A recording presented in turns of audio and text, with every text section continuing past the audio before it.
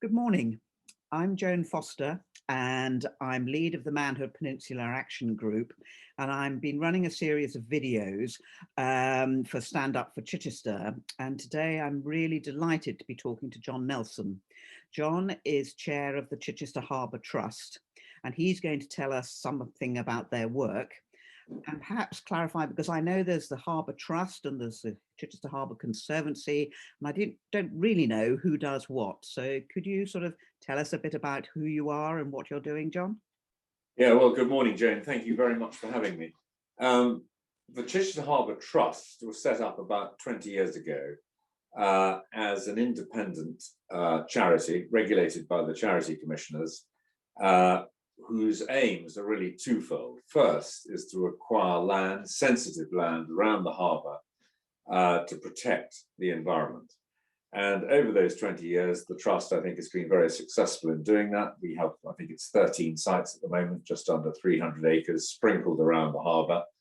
And we raise money from private sources, from philanthropic sources, from grant-making trusts, and so on. And I'm pleased to say, very efficient. Our costs are very low, and we are helped with our running costs both by West Sussex County Council and Hampshire County Council. The second aim we have is in our objects is to take all necessary steps to protect overall the environment, ecology, botany of the harbour. And that is why we are taking, obviously, a great interest in the local plan. If I just compare and contrast with the Chichester Harbour Conservancy, the Chichester Harbour Conservancy is the statutory body set up by an Act of Parliament to manage the harbour, and it also has an environmental brief. And we work extremely closely with the Chichester Harbour Conservancy. We have a close relationship. But basically their role is more managerial than ours. And in fact, they manage some of our sites for us. So that's how we fit in. So I'm interested, you've acquired 13 sites, but the intention of that is to sort of spread the protection of the harbour? Well, it is to aid the preservation of the environment, particularly where we are concerned about the impact on wildlife. So overwintering migrating birds, for example. We own Eleanor Spit down towards the entrance of the harbour, which is a very important site. We own Eames Farm. We own sites in Chidham, and then we own sites in Itchenor, Birdham, and around the harbour. And this works well, so that really what we are trying to do is to prevent these sites being put to what I would call diplomatically inappropriate use. Right. Okay, so it's building up the protection of the harbour. Yes. Now, I was at a presentation earlier this week from Natural England expressing a lot of concerns about what was happening to the harbour at the moment in terms of, I think, the salt marsh receding, and we have sewage and nitrates. Perhaps you could sort of describe where we are now. Yes. I mean, just to give you a couple of numbers, which you may have heard, that Natural England, remember that the Trust is a Ramsar site, it's SSSI, SPA, and 90% of the harbour under those headings is in what Natural England call an unsatisfactory condition.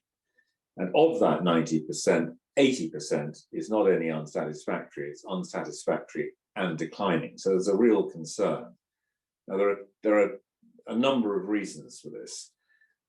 First of all, in terms of the loss of salt marsh, this is, of course, in part due to climate change, rising sea levels, increased rainfall, all of that.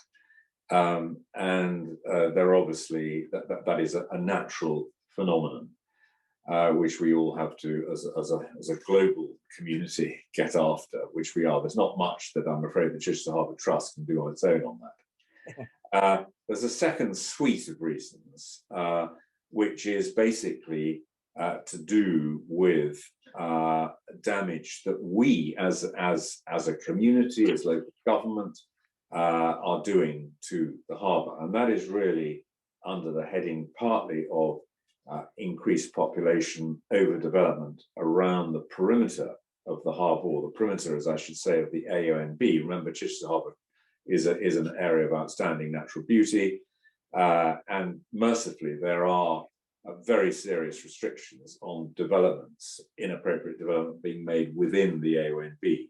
But unfortunately, because of the juxtaposition of the South Downs National Park to the north, the AONB to the south, you have this corridor of land which is between the two.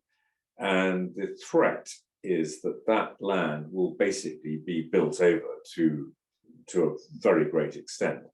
And of course, what it will do, and is doing, is damaging the landscape of the harbour. It's damaging the wildlife because of the importance of the connection between the South Downs and the harbour.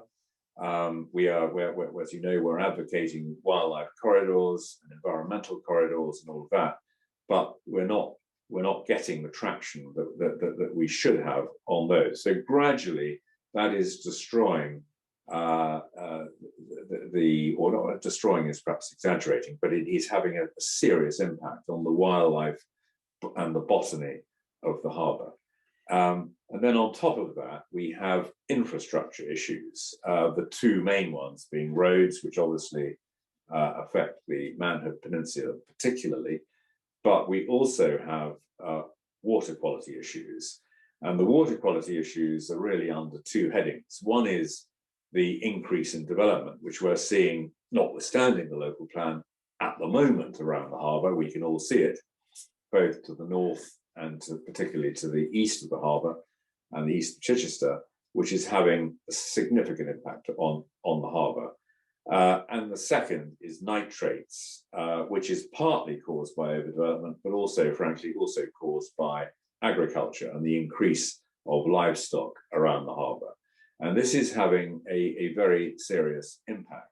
And unfortunately, we don't have, same with roads, we don't have the water treatment infrastructure to deal with this.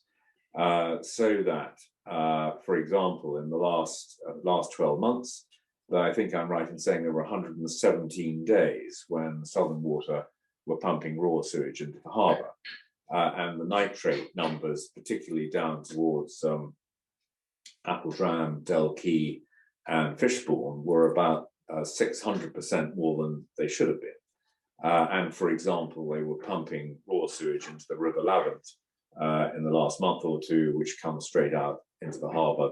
That washes out into nitrates as well. So all of that is the problem. So at the present, this isn't with all the future development that's been possibly talked about, but at present, the harbour is struggling. Yes. And there is a real fear that there will be like a concrete corridor east-west, north of the harbour, but south of the South Downs National Park, which will effectively block all the wildlife corridors. Yes. Yes. Yeah. And that currently the sewage, 117 days when raw sewage has been pumped into Chichester Harbour. Yeah. That alarms me a little bit, as I'm an all-year-round swimmer from from Bosham. And yes, I don't like to think I'm swimming in sewage, but that is a reality. Yeah. And so we have a major issue with Southern Water and the supply of the sewage infrastructure. Yes. And then nitrates 600% higher than they should be. That's an alarming figure. In one part of the harbour, that is that's a sort of bit of a headline, but that's yes, true. Yeah. And I think the other thing I would say is that if we just sort of stand back for a minute and look at the harbour is, in economic terms, hugely important to the local community and indeed to the whole of the southeast of England. Chichester Harbour is one of the largest natural harbours in the UK. It is a hugely important wildlife and botany site. It has an extraordinarily wonderful landscape in looking at the connection between the South Downs and the sea and the harbour. it is a huge centre of recreation on water and off water. So walking, but also on the water, as you know, Chichester Harbour is perhaps one of the 2 or 3 most important sailing and boating facilities in the whole of the United Kingdom. And it also, as other forms of water sports, paddle boarding, cold water swimming, kayaking, and so on, is growing, Chichester Harbour is immensely important for that. And of course, this has been coloured up very much by the COVID lockdowns, where Chichester Harbour has played, I think, a very important role in helping to keep and improve the mental well-being of the population and the communities. And we need to do that. Now, if we continue on the graph of deterioration that we have been on now, probably for some, particularly in water quality, probably 10 years, but also if we look at overdevelopment, then we see that this could really damage the communities, the economy of the harbour and the well-being. What we're doing now is taking a break in this video because it's really quite long, and it seems sensible that if we just call a halt and then we will continue in part 2. So the first part has been very much looking at the harbour itself and the local state of it. And the second part will go on to look at the implications of the local plan, why the Harbour Trust is calling for a moratorium.